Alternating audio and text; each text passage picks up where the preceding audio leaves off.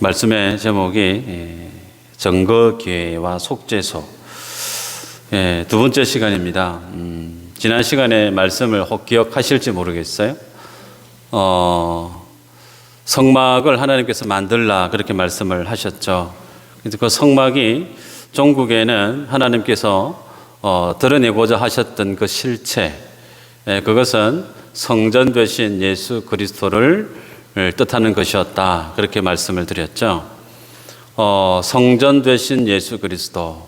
근데 신약에서는 성막, 성전이 이 상징하는 예수님의 성전된 그 모습을 더 나아가서 예수 그리스도를 믿는 성도, 그가 성령이 거하는 전이다. 그래서 예수님을 영접하고 믿는 성도도 곧 성막이 드러내고자 했던 실체였고, 교회도 성막이 드러내고자 했던 실체였다. 그렇게 지난 시간에 말씀을 나눴습니다. 그래서 우리들은 성막을 보게 되면 말씀의 조명을 통해서 무엇을 볼 수 있어야 되냐면, 가장 우선적으로 이 땅에 초림하시는 예수 그리스도를 볼 수 있어야 되죠. 그리고 그 예수 그리스도를 이 땅에 보내시는 그 하나님의 구속의 진리, 그 구속의 사랑하심을 성막을 통해서 볼 수 있어야 됩니다. 창조주요 심판주 되신 하나님께서 인생들과 함께 그 성막에 거하시겠다라고 하는 뜻으로 주님이 너희가 성막을 만들어라 그렇게 말씀을 하셨죠. 하나님과 인생이 함께 거하는 그것은 창세기에서 등장하는 에덴에서 아담과 하와, 그리고 하나님께서 그 장소에서 거했던 그 모습, 선악과 이후에는 그 모습이 단절되어지고 끊어지고 말았는데, 이제 하나님께서 죄를 범했던 인생이 하나님을 떠났던 그들을 향해서 성막을 통해 어떻게 해요? 다시금 죄를 지었던 인생을 향해 주님이 찾아오시는 모습이 성막을 통해서 구현되어지는 걸 볼 수가 있습니다. 그래서 성막은 깨어져 버리고 단절되어져 버렸던 하나님과 인생과의 그 관계의 회복을 성막을 통해서 주님이 회복하시겠다라고 하는 하나님의 그 의지, 그 하나님의 뜻을 드러내고 있다 그렇게 볼 수가 있죠. 그렇기에 사도 요한은 성막에서 말씀으로 이스라엘 백성들에게 하나님의 뜻을 증거했던 그 모습을 두고 요한복음 1장 14절에서 어떻게 말씀합니까? 말씀이 육신이 되어 우리 가운데 거하심에 그랬습니다. 구약에서는 말씀으로만 거했던 그 하나님께서 이제 그 말씀 대신 성막을 드러내고자 하는 그 본체 대신 예수님, 성육신하신 예수님의 그 모습을 모형적으로 드러내고 있음을 사도 요한이 말씀을 통해 기록하고 있습니다. 자, 그렇다면 가장 기본적으로 성막이 가지고 있는 가장 주된 기능은, 역할은 무엇인가? 하나님께서 인생들과 함께 거하시겠다라고 하시면서 거하시는 그 성전, 그 성막 안에는 하나님과 인생이 만나는 거겠죠. 만남을 갖고 교제를 갖고 그 속에서 인생이 하나님과 온전한 연합을 이루는 거예요. 인생이 하나님과 온전한 연합을 성막 안에서 일구어 감으로 인해서 주님이 궁극적으로 하고자 하는 그 일은, 너희가 내 백성이 되고 너희는 나에게 대해서 제사장의 나라가 되고 내 소유된 백성이 될 것이다. 다시 말하면 세상 속에서 하나님을 아버지로, 하나님을 왕으로 섬기는 하나님의 나라를 일구어 가는데 그 모든 구심점이 어디에 있느냐면, 인생이 하나님과의 연합을 통한 그 성막 안에서, 성막이 곧 그 모든 하나님의 계획을 일궈내는 구심점임을 주님이 이렇게 표현하고 있습니다. 자, 그렇다면 본론으로 들어갈까요? 법궤, 오늘 본문의 내용은 법궤 그리고 속죄소에 대한 내용을 말씀하고 있는데, 자, 우리는 지난번에 하나님께서 시내산에서 이스라엘 백성들과 피를 통한 언약식을 가졌던 것을 우리는 기억하고 있습니다. 그래서 그 내용은 하나님과 이스라엘 백성들 쌍방간에 언약식을 기존 예식을 거행함에 있어서 어느 한쪽이라도 그 언약을 어기게 되어지면 어떻게 된다는 거예요? 그 피가 상징하는 것이 생명이었지 않습니까? 어느 누구든 한쪽이든 그 언약을 배반하게 되어지면 생명을 내놓아야 된다는 거죠. 그와 같은 생명을 건 언약식을 시내산에서 행했습니다. 그리고 난 이후에 하나님은 이스라엘 백성들로 하여금 하나님과 맺었던 그 언약식을 그들이 잘 이행하게 하기 위해서 하나님이 친히 이스라엘 백성들과 함께 거하겠다라고 하는 뜻으로 성막을 만들게 하시죠. 그러면서 그 첫 번째 오늘 하시는 말씀이 법궤에 대한 말씀을 하는 걸 보게 됩니다.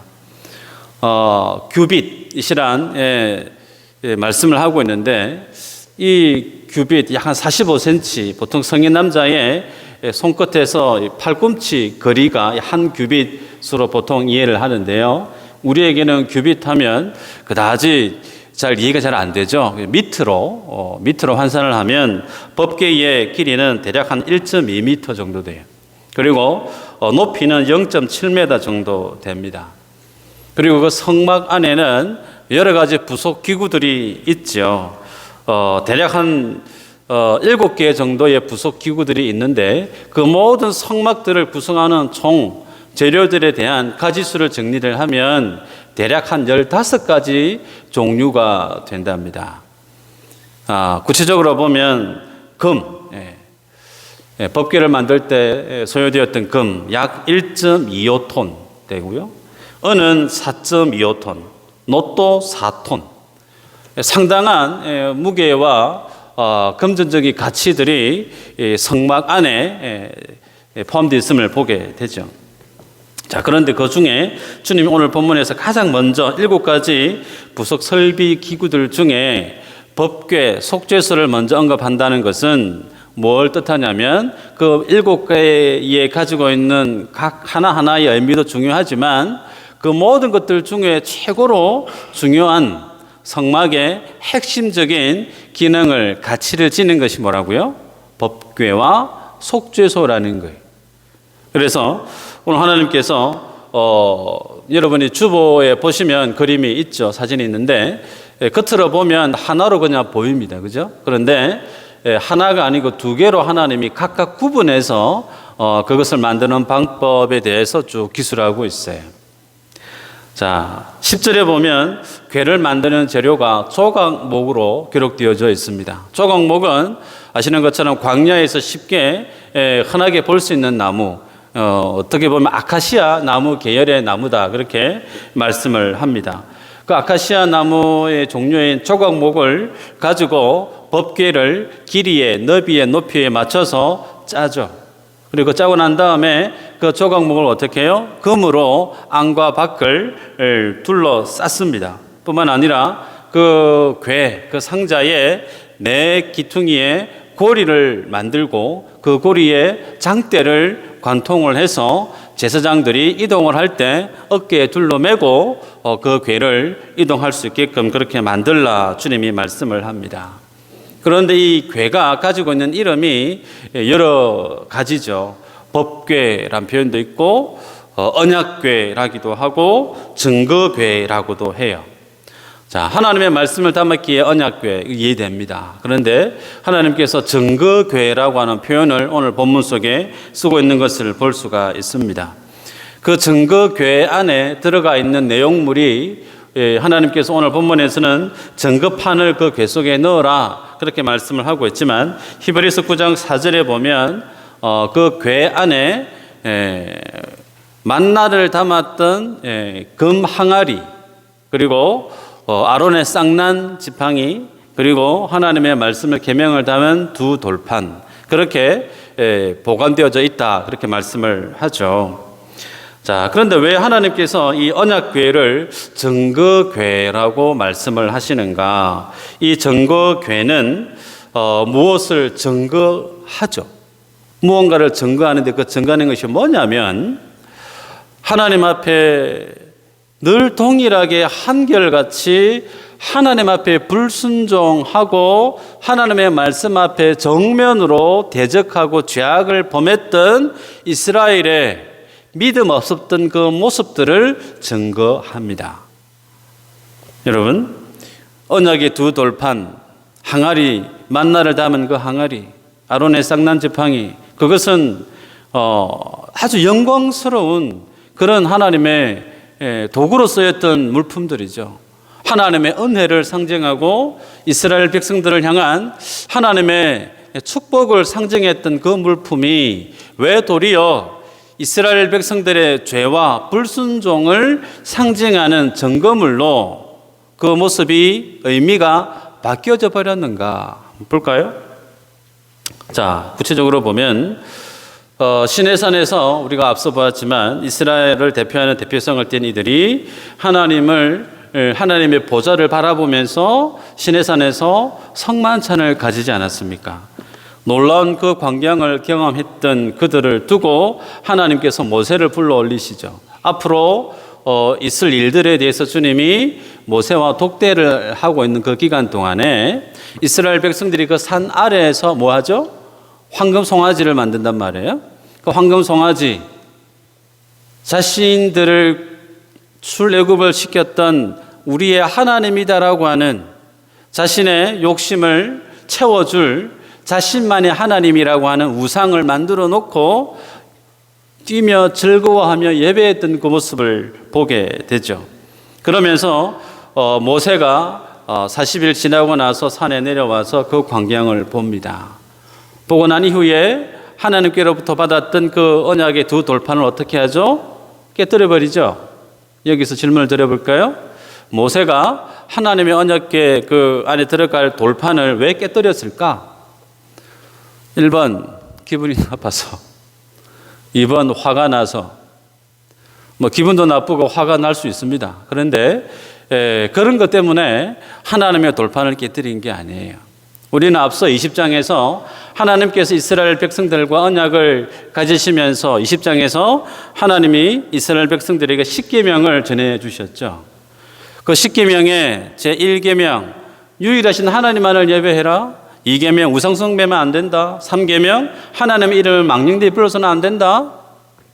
여러분, 그 각 항목에 대해서 그 언약을 어기게 되어지면 그에 따른 말씀에 준하는 적용은 뭐죠? 죽음입니다. 죽음이. 그래서 강경을 자기 눈앞에 펼쳐져 있는 이스라엘 백성들이 황금 송아지를 너희가 예배해야 될 하나님이다라고 하는 그 모습을 보고 있을 때 모세는 두 가지 중에 하나를 택해야 되는 거예요. 하나는 하나님의 언약의 말씀을 그대로 이스라엘 백성들에게 적용해야 되죠. 그러면 그 하나님의 말씀을 그대로 이스라엘 백성들에게 적용하게 되어지면 살아남을 인생이 있을까요?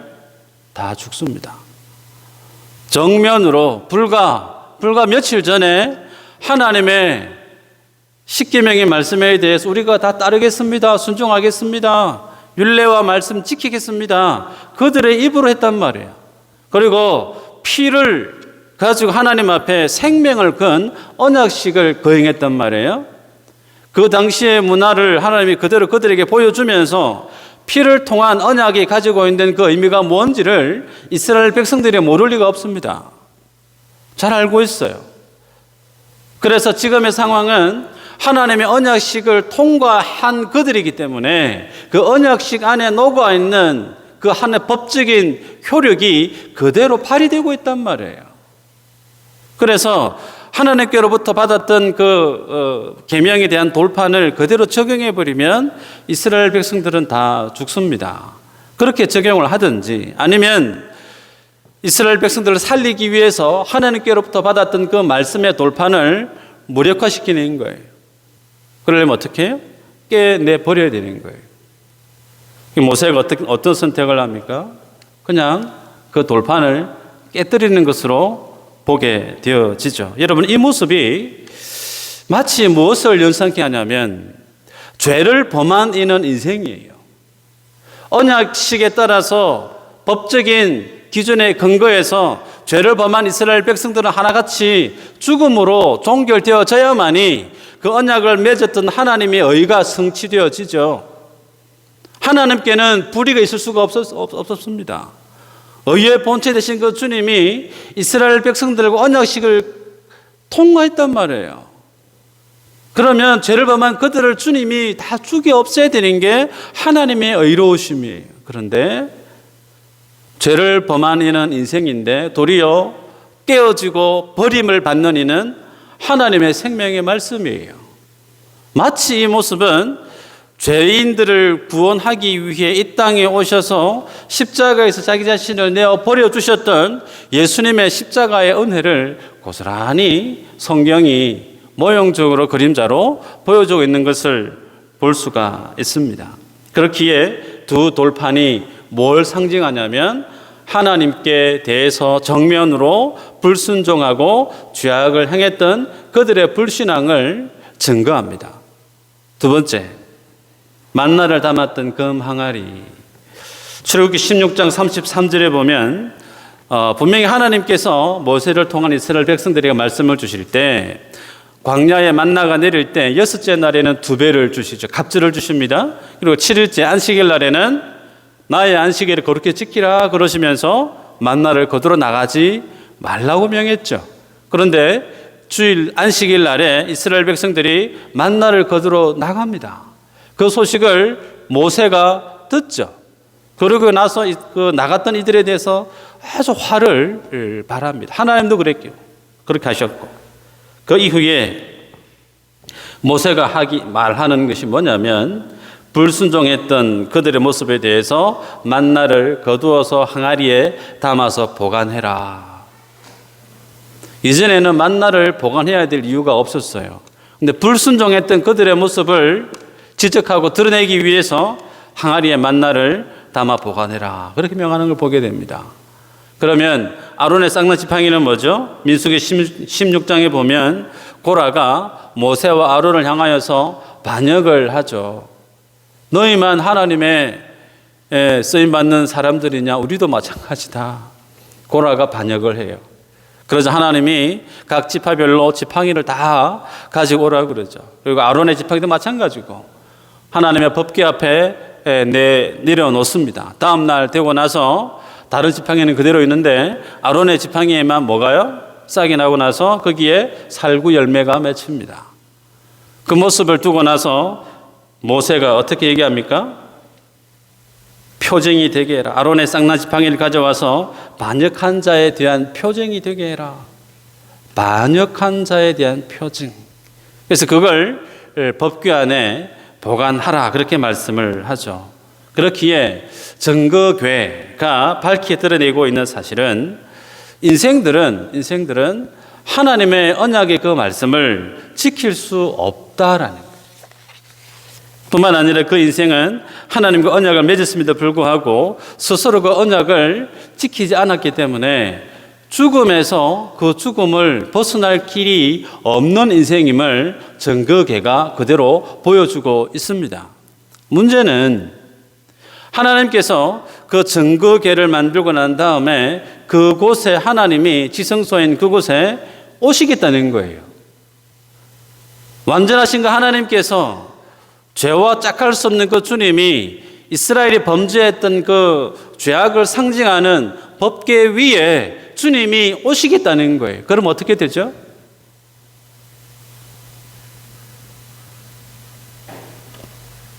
의의 본체 되신 주님이 인간의 죄악이 있는 그곳에 오게 되어지면 인생은 살아남을 수가 없습니다. 소멸하는 불이 되셔서 모든 인생을 죽일 수밖에 없죠. 그러기에 그 법궤 안에 인생의 죄악을 상징하는 그 내용물들은 무엇으로 덮여 있어야 될까요? 속죄소라고 하는 뚜껑으로 의해서 단단히 덮여져 있어야 됩니다. 그래서 하나님은 이스라엘 백성들에게 오늘 성막에 대해서 말씀을 하시면서 법궤 뚜껑 안에 있는 그들의 죄악을 상징하는 것을 가리기 위해서 속죄소를 만들라 그렇게 말씀을 하죠. 자, 그러면 만에 하나 그 속죄소의 뚜껑을 열어서 그 속에 있는 것을 보게 되어지면 인생들은 어떻게 될까요?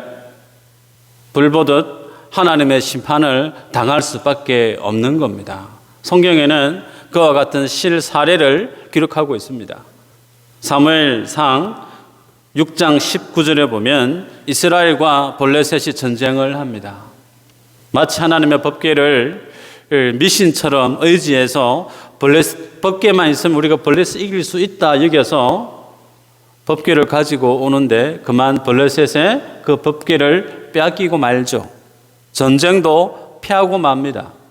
그렇게 해서 그 법궤가 블레셋 지방에 7개월 이상 방치되어지는데 그 법궤를 가져갔던 블레셋 사람들이 어떻게 그 법궤를 이용하냐면 그들의 신전에 갖다 놓죠.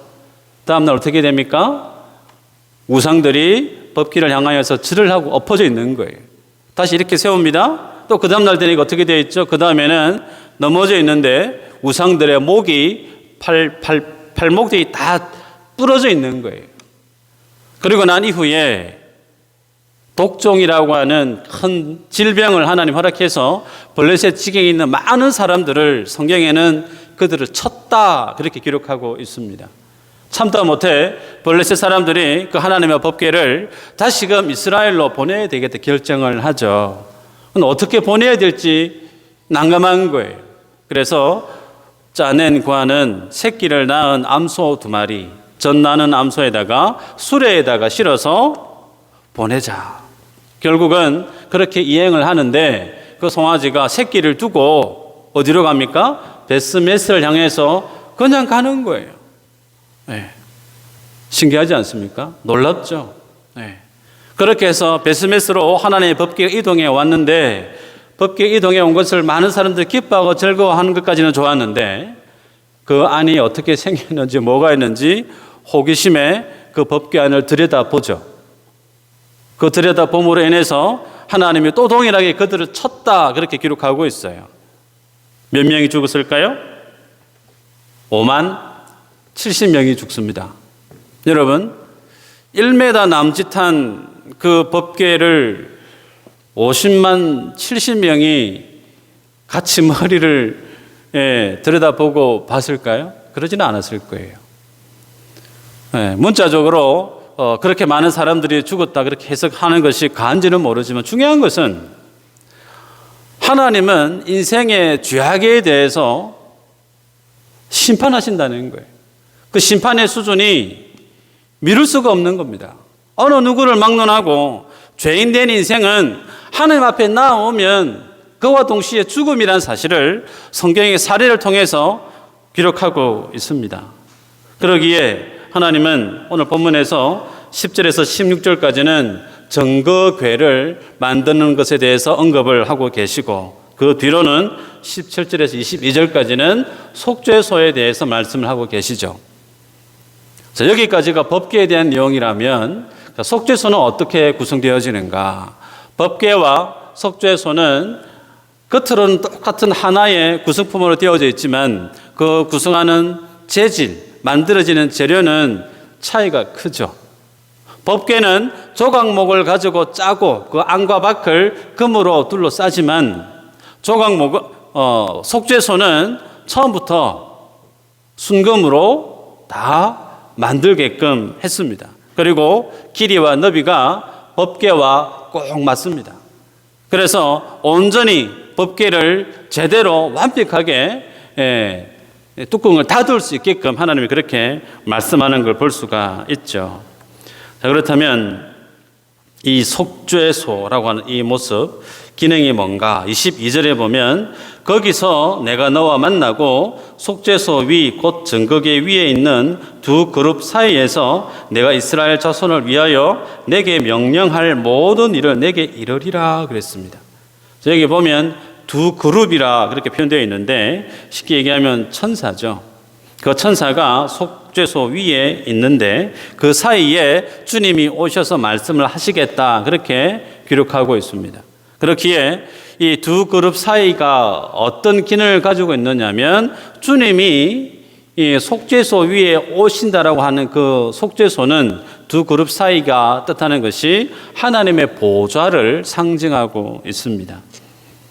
뿐만 아니라 속죄소의 대제사장은 1년에 한 차례 자신의 죄를 그리고 이스라엘 백성들의 전체의 죄를 속죄하기 위해서 수송아지의 피를 가지고 하나님 앞에 나아가서 기도하고 제물을 드리는 제사를 드리는 행위를 하지 않습니까? 자, 속죄소는 그렇기 때문에 뭘 뜻하냐면 인생의 모든 죄가 그 속죄소 위에 제사로 쓰임받은 피, 제물의 피가 쏟아부어짐으로 인해서 인생의 죄가 하나님 앞에 해결되어지는 거죠. 하나님을 대면할 수 없었던 인생이 속죄소에 부음받아지는 피를 인해서 하나님과의 관계가 회복되어지는 유일한 장소가 속죄소임을 보게 됩니다. 그래서 죄인들은 속죄소 앞에 서고 그 피를 가지고 나온 인생에 대해서 하나님이 그들을 대면하고 만나 주시겠다. 그리고 그들에게 하나님의 말씀을 전하겠다. 그렇게 표현하는 것을 볼 수가 있습니다. 이 모습은 그대로 오실 예수 그리스도의 십자가의 사건을 예표합니다. 중요한 것은요, 이 속죄소 앞에서만 하나님이 오셔서 말씀하시겠다는 거예요. 뿐만 아니라 인생도 하나님을 대면하고 주님을 만날 수 있는 또 다른 제2, 제3의 장소가 없습니다. 유일한 속죄소 외에는 인생이 하나님을 만날 수 있고 관계를 회복할 수 있는 또 다른 장소, 방법은 없다는 거예요. 그래서 주님이 말씀하시기를 내가 곧 길이요 진리요 생명이다. 나로 말미암지 않고는 아버지께로 올 자가 없다라고 하셨던 주님의 그 말씀이 이 속죄소 안에서 그대로 구현되어지게끔 주님이 말씀하고 있는 걸 볼 수가 있습니다. 그렇기에 이 속죄소가 지니고 있는 복음적 진리는 예수님의 십자가 은혜를 그대로 드러내고 있죠. 레위기 16장 14절 이후로 보면 인생의 불의한 그 모든 죄가 이 속죄소 앞에서 다 해결되어집니다. 그것을 위해서 대제사장은 수송아지의 피를 가지고 나아가서 손으로 7번, 완전수 7번 피를 속죄소 위에 뿌리게 되어집니다. 생각해 보시면요, 하나님께서 그 일을 행하는 그 상황 속에 그 대제사장의 죄를 사해 주지 않으시면 대제사장 어떻게 되죠? 예배 드리러 제사 드리러 들어갔다가 시체가 되어져서 나오게 되는 거예요. 그래서 하나님을 만나는 그 순간이 생명을 걸어야 되는 아주 두렵고 무섭고 부담되는 긴장되는 그런 순간이 아닐 수가 없습니다. 그런데 그 모든 두려움과 죽음에 대한 무서움을 일거에 하나님이 어떻게 해결하게 하시냐면 대속해 하는 피에 있다는 거예요. 그 피가 다름 아닌 예수 그리스도의 보혈이죠. 그래서 하나님께로부터 용서함을 받았다라고 하는 것을 본인이 느끼기 위해서는 7번씩이나 피를 손으로 찍어서 뿌리게끔 주님이 말씀하는 걸 보게 됩니다. 한번 이 상황을 여러분 좋게 한번 상상해 보시면 좋겠어요. 오늘 우리들은 편안하게 의자에 앉아서 하나님 앞에 부담 없이 편하게 예배하고 있습니다. 하지만 오늘 본문 속에 펼쳐지는 지성소 안에 이 속죄소 앞에서의 현장은 어떠한가? 하나님을 뵙는 그 자리가 정말 아름답고 고상하고 황홀하고 품이 있는 모습인가? 전혀 그렇지 않습니다. 들어가자마자 코를 찌를 듯한 피 비린내가 진동을 할 겁니다. 그 피 비린내가 얼마나 머리를 아프게 할지, 두통을 야기할지 좋게 상상할 수가 있습니다. 눈앞에 펼쳐져 있는 작년에, 재작년에, 그리고 그 이전에 피를 뿌렸던 피 자국이 덕지덕지 붙어 있는 그 모습이 뭘 상징하죠? 내가 하나님께 작년에 지었던 내 죄에 대한 모습이겠죠. 그 이전에 내가 범했던 죄의 모습이 고스란히 그 속죄소 위에 남아있지 않겠습니까? 추악한 나의 죄악의 모습이 내 코를 찌르는 거예요.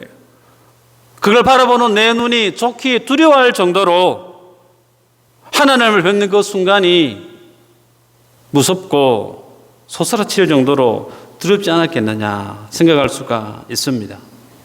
그러기에 그 모습을 직접 눈으로 보고 있는 대제사장이 어떻게 하나님 앞에 자신의 믿음의 모습이 깨어있지 않을 수가 있겠느냐는 겁니다. 여러분, 구약의 그 모습과 오늘 우리들이 예배하고 있는 이 오늘의 예배의 모습이 달라진 것은 어쩌면 가장 큰 것 하나, 우리는 송아지 잡고 양 잡고 그렇게 주님 앞에 나오는 것이 아니라 예수님께서 그 모든 제사의 과정들을 다 완성하셨죠. 이전에는 동물, 가축의 피를 가지고 하나님을 뵈러 왔다면 오늘 우리들은 예수님의 독생자 대신 하나님 대신 주님의 보혈을 의지하고 주님 앞에 나온단 말이에요. 그러면 대제사장과 이스라엘 백성들이 성막에서 드려졌던 그 예배에 드리는 그 믿음의 자세보다 비교할 수 없을 정도로 예수님의 피를 의지하고 나오는 오늘날 성도가 드려져야 될 그 예배의 모습은 어떠해야 될까? 짐작이 오시나요? 그 피의 권세가 아니면, 그 피의 은혜가 아니면 오늘 우리들은 성전에 들어오다가 송장이 돼서 나갈 수도 있습니다. 어떻게 우리가 깨어있지 않을 수가 있겠냐는 거예요. 우리가 주님 앞에 믿음의 삶을 살아가는 동안 예수님의 보혈을 어떻게 단단히 붙잡지 않을 수가 있겠냐는 거예요. 그렇게 주님 앞에 우리가 경외심을 갖고 믿음의 삶을 깨어서 살아야 되지 않겠느냐라는 부분을 오늘 본문을 통해서 볼 수가 있습니다. 여러분, 오늘 두 번째 이 법궤와 속죄사가 주는 두 번째 교훈은 예수님의 이 피, 수송아지의 피가 아니면 누구든 그 법궤 앞에 서면 죽을 수밖에 없는 죄인이라는 사실을 알아놔야 된다는 거예요. 그 예수님의 피가 아니면 나는 죽을 수밖에 없는 죄인이라는 사실을 우리는 평생토록 절대로 잊어서는 안 돼요. 내가 죄인이구나. 그 주님의 피가 아니면 나는 성전에 발 딛기도 전에 죽을 수밖에 없는 인생인데 그런 나를 주님이 어떻게 해요? 하나님의 자녀 삼아주실 뿐만 아니라 하나님의 몸된 교회라, 성도라 칭해 주시고 그 하나님의 영광스러운 자리에 오늘 우리 모두를 주님께서 부르시고 있다는 사실이죠. 이런 믿음의 영광스러운 변화된 모습을 우리에게 주신 그 주님 앞에 우리가 살아야 될 믿음의 모습이 어떠할까? 사도 바울은 데살로니가전서 5장 23절에서 이렇게 권면합니다. 평강의 하나님이 친히 너희를 온전히 거룩하게 하시고 또 너희의 온 영과 혼과 몸이 우리 주 예수 그리스도께서 강림하실 때에 흠없게 보존되기를 원하노라. 사도 바울이 권면하기를 하나님께서 친히 성도된 우리들을 어떻게 해요? 친히 거룩하게 했다라고 말씀을 합니다. 온전케 했다는 거예요. 그러시면서 말씀하기를 예수 그리스도께서 강림하실 때까지, 그때까지 흠없게, 흠도 티도 없이 모자람 없이 보존되어지기를 원한다, 그렇게 권면하는 것을 보게 돼요. 질문입니다. 우리가 예수님을 믿음으로 구원받고 그 주님의 은혜로 하나님의 자녀가 된 것을 우리가 다 알고 있어요. 그런데 흠없는 삶의 모습으로, 흠없는 주님의 자녀된 그 모습으로 재림하실 그 주님을 보기 위해서 우리가 어떻게 해야 될까? 우리는 그렇게 바랄 수 있어요. 예수님이 온전케 하신 그 온전함을 그 모습 그대로 가지고 나의 주인 대신, 나의 신랑 대신 그 주님을 뵙기를 소원하고 기대할 수 있는데 우리가 어떻게 세상을 이겨낼 수 있고 사단의 유혹을, 죄의 유혹에서 승리하게 되어져서 흠없는 모습으로 주님을 대면할 수 있을까? 어떻게 그것이 가능할까? 어떻게 가능하죠? 나의 시선을 예수님의 십자가 보혈에서 떼서는 안 된다는 거예요. 내 시선이 속죄소 위에 묻어있는 예수님의 그 피를 바라보지 않게 되어지면 그 속죄소 뚜껑 밑에는 무엇이 있죠? 나의 죄를 고발하는 율법이, 내가 잘못했던 모든 행위와 생각들에 대한 율법의 조항조항 조목조목들이 우리를 심판하게 합니다. 그런데 그 모든 것들을 예수님의 피로써 주님이 다 덮으신단 말이에요. 그래서 우리들이 늘 주님 앞에 내가 죄인임을 알고 하나님 앞에 깨어있는 믿음의 삶을 살아야 됩니다.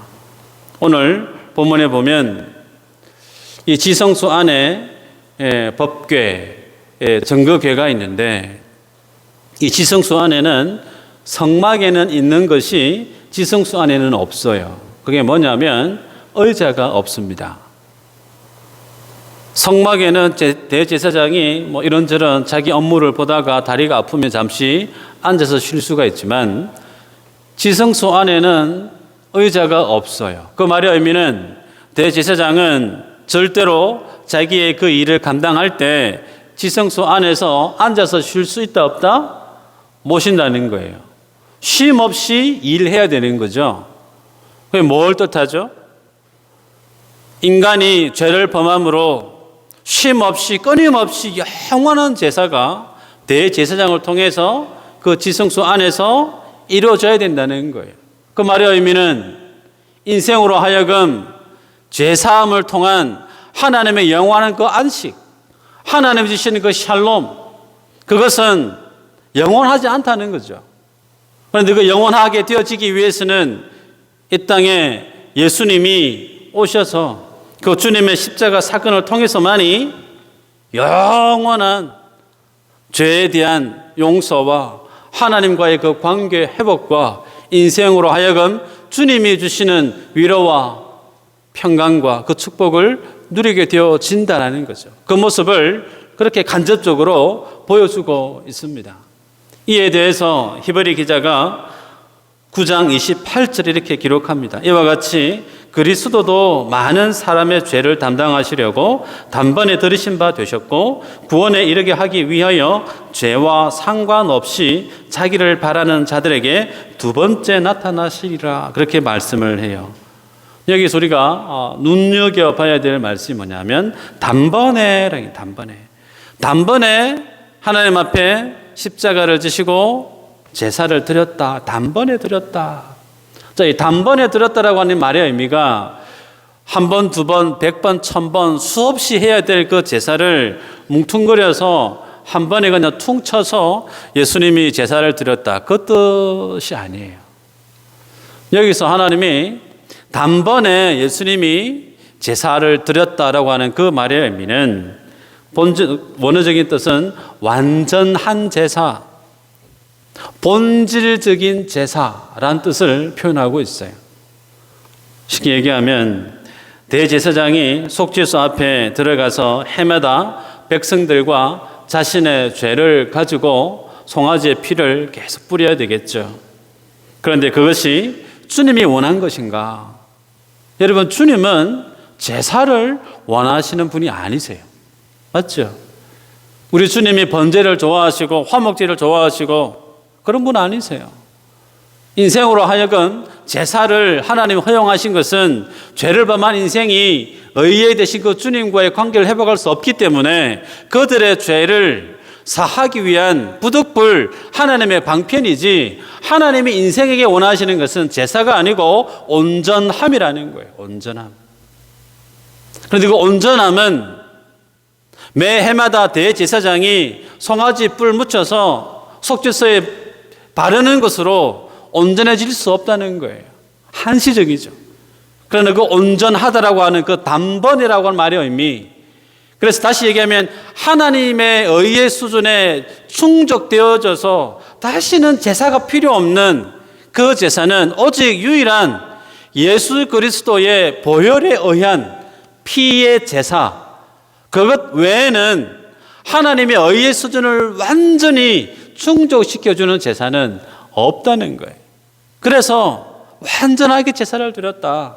단번에 주님이 그 제사를 드렸다. 그렇게 기록하고 있습니다. 그래서 히브리 기자가 10장 12절에 밝히기를 오직 그리스도는 죄를 위하여 한 영원한 제사를 드리시고 어떤 제사요? 영원한 제사.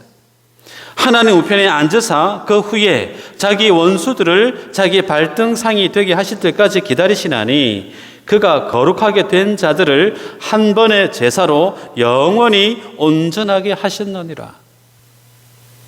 한 번의 완전한 제사, 영원한 제사를 드렸던 그 한 번의 제사를 통해서 그 주님을 믿고 따라가는 성도를 향한 하나님의 전가시켜주는 그 축복은 영원히 어떻게 해요? 온전하게 하셨다. 그렇게 기록하고 있습니다. 여러분, 그러면 여기에서 중요한 질문이에요. 죄를 범한 인생이 하나님과의 만남을 갖기 위해서는 그 죄를 처리하지 않으면 그 인생이 죽음에 떨어지고 맙니다. 그죠? 하나님이 세우신 하나님의 의에 되신 하나님의 속성이죠. 어쩔 수가 없는 거예요. 하나님 되심이기 때문에.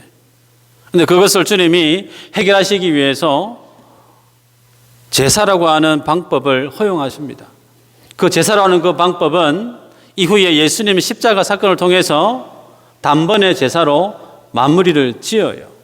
자, 그러면 하나님께서 너희들 제사에 대해서 예수님의 피 흘렸으니까 내가 너희들 제사에 대해서 내가 다 용서해 주겠다. 하나님께서 그냥 선언하시면 되는 것인가? 우리 생각에는 그렇게 해도 좋기 괜찮을 것 같아요. 그런데 하나님은 의의 하나님이시기 때문에 사법적인 이 모습에 대해서 죄에 대한 그 판결은 죽음이기 때문에 이 사법적인 절차에 대해서 하나님이 질서를 세우십니다. 그냥 무턱대고 너희들 예수님 피를 믿고 있으니까 내가 너희들 용서해 주겠다가 아니라 그 모든 사법적인 재판의 과정을 주님이 수속을 밟는다는 거예요. 그게 뭘까요? 그게 뭐냐면 주님이 오늘 속죄소 양 끝에 두 그룹, 소위 말한 두 천사를 금으로 순금으로 펴서 만들으라고 하는 거기에 녹아 있습니다. 성경에는 두 그룹에 대한 표현이 가장 먼저 등장하는 곳이 창세기 3장 24절에 있어요. 선악과를 범했던 인생이 하나님께로부터 에덴에서 축출당할 때 하나님이 그룹에게 명령을 하달라는데 생명나무가 있죠. 그 생명나무의 곁에서 불칼을 가지고 그 생명나무를 지키게끔 하는 것을 보게 됩니다. 그래서 하나님이 죄를 범한 인생에 대한 하나님의 판결을 누가 집행하고 있느냐면 그룹이라고 하는 이들이 하나님의 말씀을 수정하고 있는 것을 보게 돼요. 그런데 성경에서 오늘 본문에 하나님이 왜 속죄소의 그룹을 둘을 만들라 서로 얼굴을 마주보고 그 얼굴은 속죄소 밑을 향하게 하고 있는가? 많은 이유 중에 가장 큰 이유 중에 하나는 재판에서 판결을 내릴 때 증인이 요구되어지는데 그 증인의 가장 최소 요구 인원이 몇 명이죠? 2명이. 2명. 다시 얘기하면 하나님께서 모든 의에 대한 판결에 대한 과정을 이 그룹이라고 하는 천사를 통해서 마치 정인처럼 그렇게 쓰고 있다는 사실을 주님이 이렇게 표현하고 있는 걸 보게 됩니다. 성경에서 이렇게 오늘 본문 25장에 속죄소에 대한 그룹에 대한 그들의 의미가 하나님이 죄에 대한 속죄에 대한 그 판결에 대한 증인으로 이 그룹을 쓰고 있는 이 사실이 성경에서 어떻게 구현되어지느냐. 예수님께서 돌아가시고 난 이후에 3일 만에 부활하십니다. 사복음서는 동일하게 예수님이 부활하실 때 그 부활에 대한 소식을 천사들을 통해서 표현하고 있는 것을 보게 돼요. 그런데 가장 적절한 내용이 어디에 소개되어져 있냐면 요한복음 20장 11절 이후에 기록된 말씀이에요. 읽어드리면 마리아는 무덤 밖에 서서 울고 있더니 울면서 구부려 무덤 안을 들여다보니 흰 옷 입은 두 천사가 예수의 시체에 뉘었던 곳에 하나는 머리편에 또 하나는 발편에 앉았더라. 기록하고 있어요. 여러분 상상해 보시면 예수님이 세마포에 쌓여서 누워 계십니다.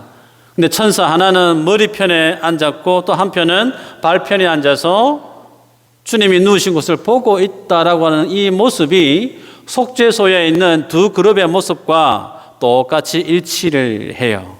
그러면서 울고 있는 마리아와 제자들에게 너희가 찾는 예수님 살아나셨다는 거죠. 너희보다 먼저 갈릴리 가 계신다. 마치 예수님께서 사망 권세를 깨시고 부활하신 그 부활에 대한 증인에 대한 역할을 누가 가장 먼저 담당하고 있느냐면 이 천사들의 모습임을 성경이 표현하고 있다는 거예요. 마치 증인된 모습으로 모든 죄악의 심판에 대한 결과에 대한 그 모든 증인의 역할을 이 천사를 통해서 하나님이 보게끔 기록하고 있다는 거죠. 여러분 말씀을 맺습니다. 그런데 오늘 본문을 보면 서두에 좀 전에 말씀드렸지만 죄를 범했던 아담과 하와가 에덴에서 쫓겨나갈 때 하나님께서는 그들로 하여금 생명나무 열매를 먹지 못하게끔 하셨어요. 그를 위해서 천사들을 생명나무를 지키는 역할을 하게 하시죠. 그랬던 인생으로 하여금 영원한 생명을 얻지 못하게 하셨던 그 일을 담당했던 그 천사들이 오늘 속죄소에서 그리고 완성된 복음의 그 사건을 통해서는 어떻게 표현하고 있냐면 인생이 그 죄에 대한 문제가 해결되었다는 거예요. 누구든지 예수 그리스도를 믿음으로 그 죄가 하나님이 말끔히 말소시켰다는 거죠. 너희들은 예수님을 믿음으로 인해서 하나님이 주시는 영원한 생명을 지닌 자가 되었다라는 사실을 천사를 통해서 하나님이 드러내고 있습니다. 처음에는 천사가 인생으로 하여금 영원한 생명을 못 가게끔 막았던 그 역할을 했던 그들이 이제는 하나님의 생명을 너희들이 소유할 수 있다라고 하는 복음의 첫 정인으로 하나님이 그들을 쓰고 있다는 거예요. 여러분, 이에 대해서 히브리 기자가 10장 19절에 이렇게 말씀을 해요. 그러므로 형제들아 우리가 예수의 피를 힘입어 성소에 들어갈 담력을 얻었나니 그 길은 우리를 위하여 휘장 가운데로 열어놓으신 새로운 살 길이요 휘장은 곧 그의 육체니라 그렇게 말씀을 해요. 담대하게 하나님을 향해 나아갈 수 있는 담력을 얻었다 그랬어요. 어느 누구도 예수의 피가 아니면 주님 앞에 나아가는 순간마다 그 사람 다 죽음이에요. 그런데 유일하게 예수의 피를 성도된 너희들에게는 허락했다는 게, 그래서 어느 누구든 자신의 삶의 모습이 어떠하든 예수 이름을 의지하고 하나님의 은혜의 보좌 앞으로 담대하게 나아갈 수 있는 특권을 너희들은 지녔다 그렇게 말씀을 해요. 그러기에 오늘 이 속죄소 법궤를 통해 주님 우리에게 뭘 주시고자 하시느냐면 그리스도 앞에 나오라는 거예요. 너희가 이전에는 하나님을 가까이 할 수 없었지만 이제는 누구든지 예수 그리스도를 뜻하는 그 속죄소 앞에 나오기만 하면 내가 그들을 만나 주겠다는 거예요. 저는 이 말씀을 보면서 강력하게 믿음의 열정에 대한 부분에 대한 모습을 깨닫게 됩니다. 주님 우리에게 말씀합니다. 너희는 내게 부르짖으라 말씀하시죠. 그러면 내가 듣고 내가 그 일을 행하겠다 말씀하십니다. 구하라 찾아라 두드리라 말씀하시죠. 그러면 구하는 자에게 생선 달라는 자에게 뱀 주겠느냐? 떡을 달라는 인생에게 돌을 주겠느냐? 여러분, 우리들은 내 안에 있는 욕심을 끊어낼 수 있는 존재가 못 돼요. 죽었다 깨어나도 내 안에 있는 내 배를 만족해 하는 그 욕심을 끊어낼 수가 없어요. 그걸 주님이 아십니다. 그럼에도 불구하고 주님이 우리에게 뭘 요구하시느냐면 너 생선 필요하니 생선을 위해서 기도하라는 거예요. 너 떡이 필요하니 떡을 위해서 기도하라는 거예요. 우리의 수준이 생선의 수준이고 떡의 수준이지만 그 수준을 뛰어넘고 나아가다 보면 너희가 구하는 그 기도가 성령을 구하는 기도까지 하게 될 줄 주님이 바라보시고 누구든지 담력을 가지고 그리스도 앞에 나오라는 거예요. 주님만 의지하고 나아가면 너의 삶의 모습이 무엇이든지 간에 주님이 듣겠다는 거예요. 살 길이라고 표현하고 있습니다. 살 길. 그리스도가 아니면 살 길이 없어요. 그런데 여러분 기도 하셔야 되지 않겠습니까? 생선이 필요하시면 생선 달러 기도하셔야 되고 떡이 필요하시면 떡을 놓고 기도하셔야 돼요. 그 모습이 주님 앞에 참 부끄럽지만 그 부끄러운 과정을 통과해 가다 보면 내가 정말 구해야 될 것이 성령이구나 알게 되죠. 그 믿음의 자리까지 순차적으로 주님이 견인시켜 주시겠다는 거예요. 그러나 주님의 위대한 초대 앞에 우리가 내 생각으로 내 능력의 한계치를 가지고 주님 앞에 나아가지 못하고 내 인생의 문제를 내 스스로 붙들고 살아가는 그만큼 어리석은 모습이 없다는 겁니다. 여러분의 삶의 모습이 무엇이든 삶의 문제가 무엇이든 전심을 다해 주님 앞에 나아오기를 주님이 원하고 있다는 사실이죠. 이 한 주간 동안 법궤 앞에 선 나의 모습을 바라보시고 속죄소를 허락한 주님의 그 은혜를 바라보시고 내 삶의 문제가 무엇이든 그거 붙들고 나의 주인 되신 그 주님 앞에 믿음으로 나아가는, 그래서 주님을 믿는 믿음의 능력을 공급받고 체험받는 간증이 살아있는 이 복된 한 주가 되어지기를 주의 이름으로 축복합니다.